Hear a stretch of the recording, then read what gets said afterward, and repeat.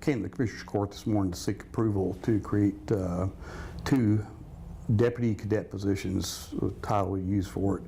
Basically, it'd be to bring people up, current employees working in our jail, and to pay them to go to the police academy to get their certification to become a deputy sheriff for our county. All right, where'd you get this idea? Basically, you found it off of social media. The Montgomery County Sheriff's Office on their Facebook page had posted, so I called them and talked to them and thought it was a great idea and did some research. Kaufman County also has a similar program. Talked to Sheriff Beavers over there, asked him about the program, and basically the last question I asked him was, do you consider the program a success? And he did, so I thought I would come to the Commissioner's Court and see if we could get the program set up here.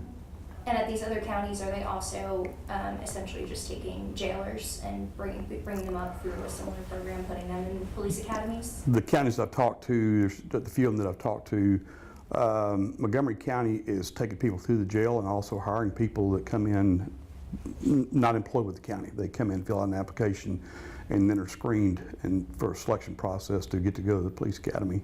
But this would be to hire people that are current employees through our jail, to kind of grow our own people here. Yeah, and kind of going off of that, if you could just expand a little, why do you think this is a good proposition for Zandt County? The job market for law enforcement officers has become very, very competitive. It's amazing from the time when I got into law enforcement now what the salary ranges are for these officers. We're very close to the Metroplex, and the closer you get to the Metroplex, of course, the more money they pay.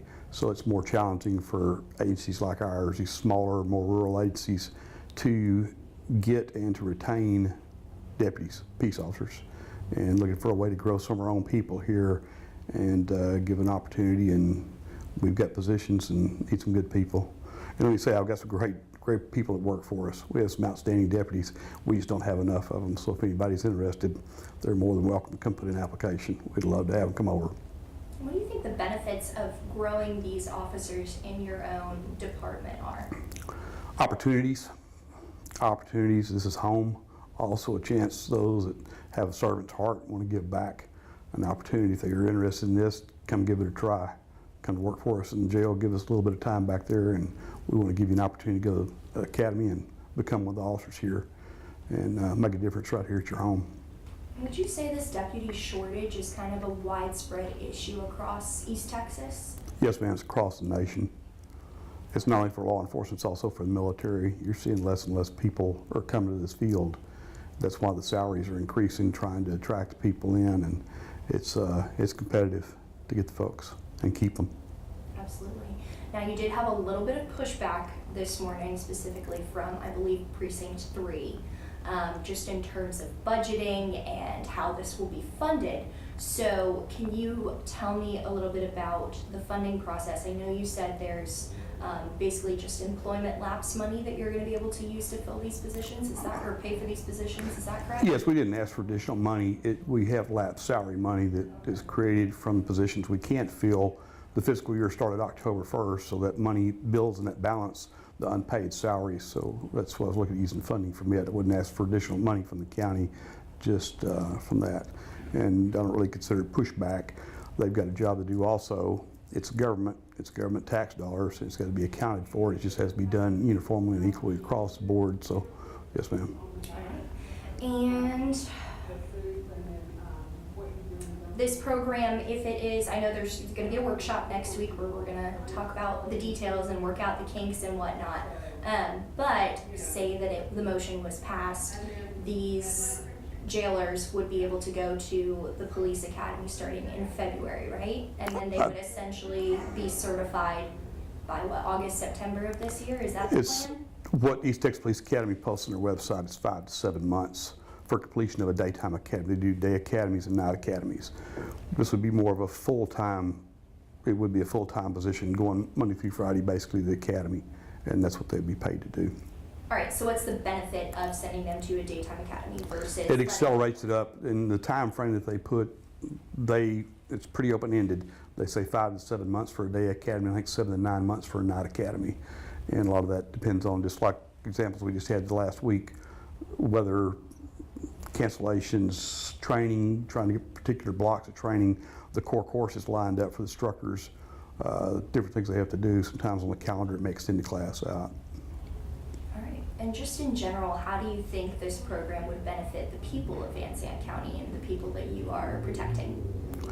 This county is continuing to grow. More people are moving in. We're still a fairly rural county, but we're also next door to one of the fastest growing counties in the country to the west of us with Coffin County. And we just want to provide the best service we can here to the taxpayers. All right.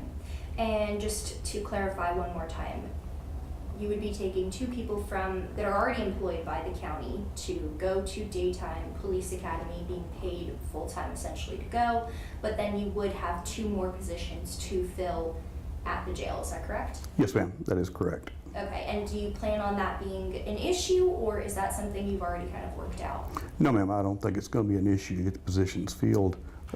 We currently, I think we have 3 applications in place right now. Okay. Is there anything else that you would like to add about this idea? We'll see what the workshop brings next week. I wish I'd have thought of this back during the budget session when we were working on this back in the summer, but the idea didn't come to mind. I didn't see it till I guess last month. So we've been working on it since then, and it's just timing. Better late than never, though, right? Better late than never. All right. But again, I'd urge anybody that's looking for a job, if they want to come to work, tell them to come see us. Well, why do you think Zandt County Sheriff's Department is a good place to work? It's still a fairly small office. It's still a fairly rural county here. We have some great people work here. Our Commissioner's Court's 100% behind us. This county is going to continue to grow. We just want to grow it in a positive way and want to give an opportunity to people from here that they want to give back and are interested in coming to work. We're interested in law enforcement or criminal justice, corrections career. We have the opportunities for them. So. All right, and last thing, do you see programs like this becoming more popular as time goes on throughout? I mean, I guess you said this is a problem across the nation, but in East Texas, do you see other counties following suit and bringing this to their commissioners' courts? Yes, ma'am. I'm sure they probably will. A lot of agencies already do this. They've done it. The bigger agencies have done this for many, many years. I retired from the state of Texas, and when I got hired, I got paid to go through the academy, but that's been years ago. But it's just now, we were always able to fill positions, doing things the way we used to do them. People would come in to apply. Now we have to be a little more creative and trying to fill positions. All right, and can you give me a basic description of the deputy cadet job title? Basic description. So you're just asking what?